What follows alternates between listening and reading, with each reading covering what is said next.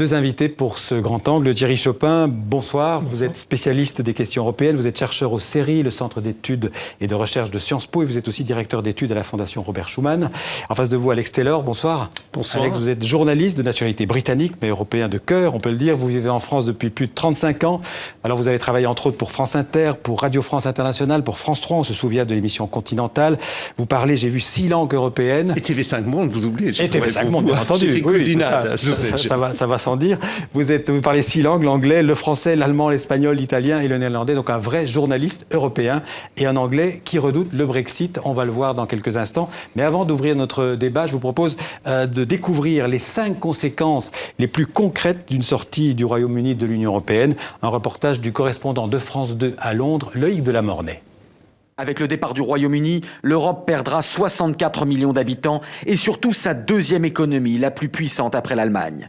Il faudra stopper l'hémorragie et pour dissuader tout autre pays membre, selon ce spécialiste, organiser même des représailles. L'Union européenne ne pourrait pas survivre à ça. Elle est déjà sous la pression. Et ça pourrait, je pense, vraiment être le début de la fin. Arme de Bruxelles et deuxième conséquence, le Royaume-Uni perdra son libre accès au marché commun. Ses voitures seront taxées à 10%, ses produits agroalimentaires à 20%. Coup dur pour les exportations britanniques et longue négociation à prévoir. Troisième retombée, la libre circulation des hommes. Fini l'installation des Français ou autres pour travailler librement à Londres, il leur faudrait un visa de travail. Mais même chose dans l'autre sens, l'Eurostar ou le voyage des Britanniques si facile en Europe pourrait être soumis à un visa européen. Quatrième secousse, le nerf de la guerre, la finance. La City de Londres bénéficiait du meilleur des deux mondes selon elle, en Europe mais pas dans la zone euro. Banques et milieux financiers ont prévenu, s'il y a Brexit, ils déménageraient sans doute à Paris ou Francfort. Cinquième conséquence, la plus dure à avaler sans doute pour la fierté britannique, le divorce par ricochet des Écossais. Leur Premier ministre a rappelé à Londres il y a quelques semaines qu'un Brexit serait un casus belli. Partisans comme adversaires du Brexit sont au moins d'accord sur un point. Le vote du 23 juin sera historique pour l'impact sur les générations futures. Alors Alex Taylor, je le disais, vous êtes britannique. On peut dire que les Britanniques sont par nature eurosceptiques, méfiants vis-à-vis de l'Europe. Ils l'ont toujours été, mais ils sont vannés par une presse particulièrement européenne. Il faut savoir, moi je fais des revues de presse européenne, donc je lis la presse tous les jours depuis 20 ans, que la presse britannique appartient à des gens qui sont fondamentalement contre l'Europe. Donc depuis 20 ans, quand vous lisez jour après jour, tout ce qui vous arrive de mal, c'est la faute de l'Europe. Vous regardez n'importe quelle une de l'Express, je vous garantis, c'est la faute de l'Europe. Ouais. Quand vous lisez ça jour après jour, et quand tous les journaux sont comme ça, même avec mes compatriotes, il y en a qui sont intelligents, mais même quand vous leur dites, c'est pas forcément la faute de l'Europe, tout ça, ils disent, mais si, vous prouvent, ils essaient de vous prouver.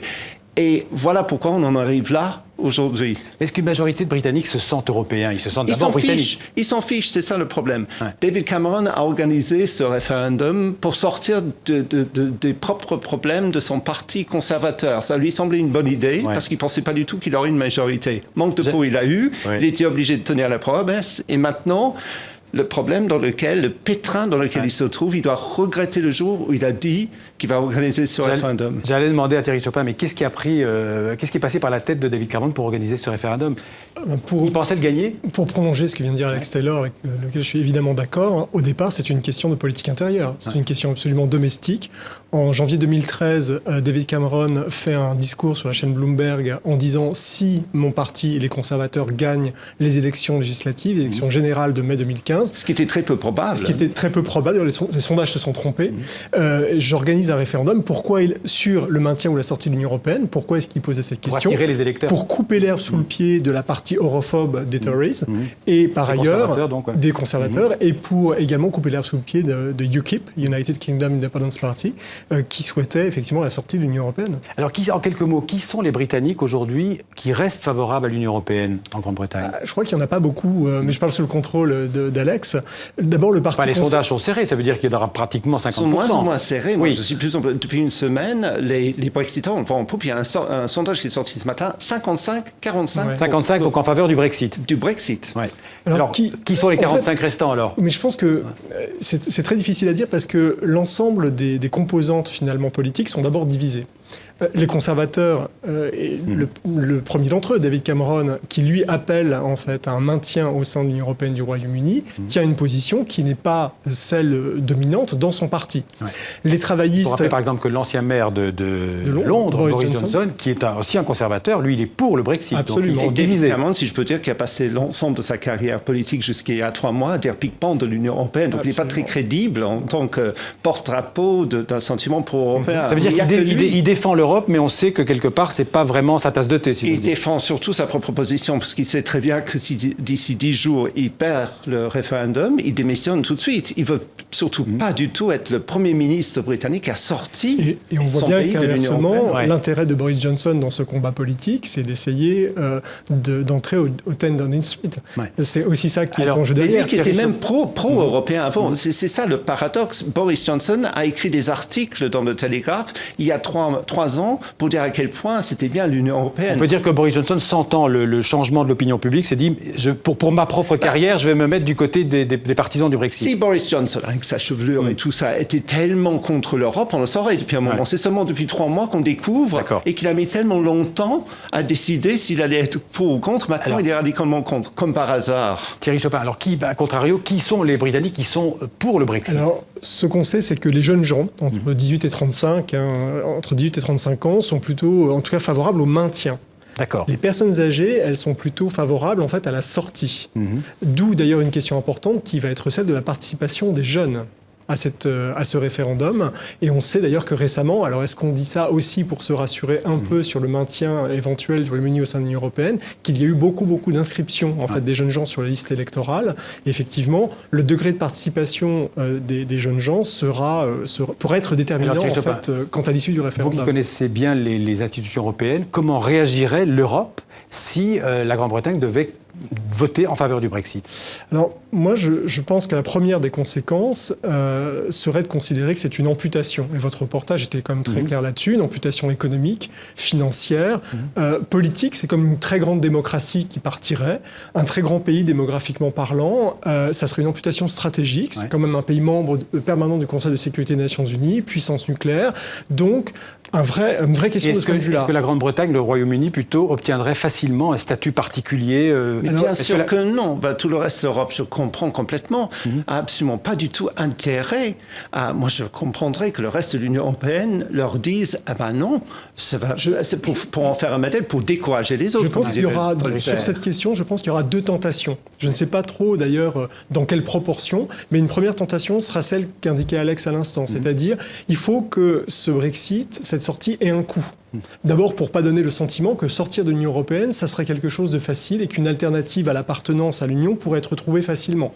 Et donc, pour essayer de... Il y aura une négociation, ça va durer 2 ans, parce que ça ne va pas se faire aussi rapidement. 2 ans minimum. Oui. Présenter, ça dure déjà le Canada pour avoir un accord avec l'Union européenne, c'est du 7-8 ans.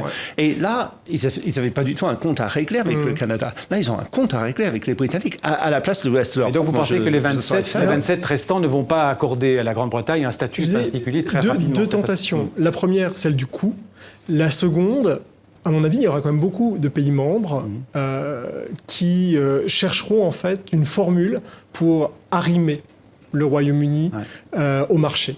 Je ne sais pas sous quelle forme ça pourra se faire, mais je pense qu'il y aura ces 2 tentations contradictoires à l'issue d'un référendum qui se solderait par un Brexit. Alex Taylor, on a dit aussi que l'unité même du Royaume était menacée, parce que l'Écosse, il faut le rappeler, est plutôt favorable à l'Union européenne, et l'Écosse pourrait dire dans ce cas-là, on va retenter notre chance pour, on va refaire un référendum pour l'indépendance de l'Écosse. Évidemment, parce que les Écossais, d'abord pour des raisons historiques, ont un bon lien avec la France depuis des siècles, et puis parce qu'ils reçoivent beaucoup de fonds structurels européens, donc pourquoi se couper de tout ça? L'Écosse est un peu plus pauvre que l'Angleterre, et je peux vous garantir, si le Brexit passe, David Cameron démissionne dans la journée et Nicola Sturgeon, la présidente des indépendantistes écossais, appelle tout de suite à un deuxième référendum en disant « Nous, on ne veut pas être entraînés dans ce truc avec les Anglais. Donc c'est la fin du royaume. Mais tout ça, les Britanniques qui sont pour le Brexit, ils s'en foutent.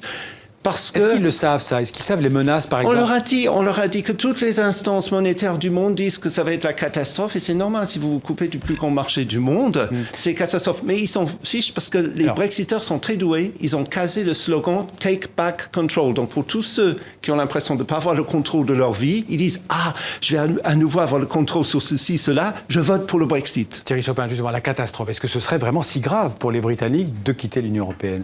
J'allais dire, ça concerne ça d'abord les Britanniques. Et effectivement, alors, moi, ce qui me fera beaucoup en suivant la campagne, Qu'est-ce qui changerait dans leur vie? Ce qui changerait dans leur vie, enfin, d'abord, d'un point de vue macroéconomique, la perte de l'accès, effectivement, au plus grand marché du monde, en tout cas occidental. Ça veut dire des droits de douane pour l'entrée des produits britanniques dans l'Union européenne, par exemple? Alors, ça veut dire effectivement des droits de douane pour les produits britanniques. Ça veut dire aussi, sans doute, du point de vue monétaire, une dévaluation de la livre. C'est en train de... Déjà, chaque fois que le Brexit passe depuis 2-3 jours, la livre sterling, la livre chute. baisse. Donc si c'est un vrai Brexit, paf, moi j'achète tout de suite des livres Ça veut sterling dire le jour du une Brexit. perte de pouvoir d'achat. Oui, mais ce qui est plutôt une bonne nouvelle pour les important. entreprises britanniques.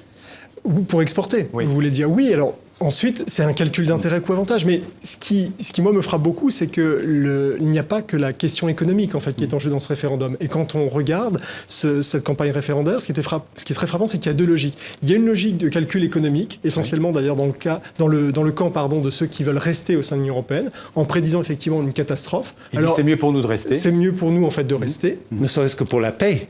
L'Union européenne a pour apporté la l'économie. paix Même dans d'un point de notre vue- continent si guerrier depuis Même d'un point de vue 70 ans. économique. Et l'autre logique, c'est une logique qui est beaucoup plus émotionnelle, qu'on trouve davantage en fait dans le camp du Brexit, qui est une logique qui joue sur la symbolique de la souveraineté, Alex vient d'en parler, qui joue aussi sur l'immigration de manière extrêmement forte, et pas uniquement extra-européenne, mais concernant aussi la libre circulation des ressortissants communautaires. Encore un mot. Un Brexit pourrait donner des idées à d'autres pays de l'Union européenne. Par exemple, on pense aux Pays-Bas, par exemple. Oui, alors d'ailleurs, le néologisme Nexit a déjà fait son apparition dans le Brexit, Brexit. Frexit, Ce qui veut dire que ce serait la fin de Frexit. l'Union européenne d'une certaine manière aussi. Alors, comme c'était dit Point d'ailleurs dans le important, reportage. quand on demande dans les enquêtes d'opinion, en tout cas aux gens, dans les différents pays membres, est-ce que vous voulez organiser un référendum? Oui, vous avez cette tentation d'organiser des référendums sur l'appartenance à l'Union. Quand on leur demande si un tel référendum était organisé, est-ce que vous souhaiteriez rester ou sortir? Majoritairement, les gens souhaitent plutôt C'est une mauvaise rester. idée, hein. On voit ce que ça donne en Grande-Bretagne. Je le disais tout à l'heure, vous êtes un fervent partisan, on l'a entendu, de l'Union et du maintien de la Grande-Bretagne dans l'Union. Si d'aventure le Brexit devait gagner le référendum, vous demandez l'asile politique en France? Je suis en train. Je veux dire, la Grande-Bretagne est le pays qui envoie le plus de ses citoyens, ses ressortissants dans d'autres pays européens. Mais ça, on leur dit absolument pas aux Britanniques. Ils traitent la libre circulation comme si ça ne marchait que dans un sens vers eux. Nous sommes 2 millions de ce qu'on appelle des Et vous ne pourrez pas voter. britanniques. Et vous ne pourrez pas Et en voter. plus, ceux qui sont à l'étranger, comme moi, depuis plus de 15 ans, nous n'avons même pas le droit de vote dans un référendum qui, d'ici 10 jours, va nous enlever nos droits de résidence, de travail, de retraite, de santé et tout le reste. Dur. En tout cas, la France vous accueillera, c'est sûr. C'est sympathique, mais c'est pas évident non plus. Je comprends que la France ne veuille pas tout de suite donner 300 000 passeports. C'est 2-3 ans pour le faire. C'était pas la règle du jeu. La règle du jeu, c'est d'être européen. Merci Alex Taylor, merci Thierry Chopin d'être venu parler de ce fameux Brexit. On en reparlera sûrement avec vous, en tout cas dans le 64 minutes. Merci beaucoup.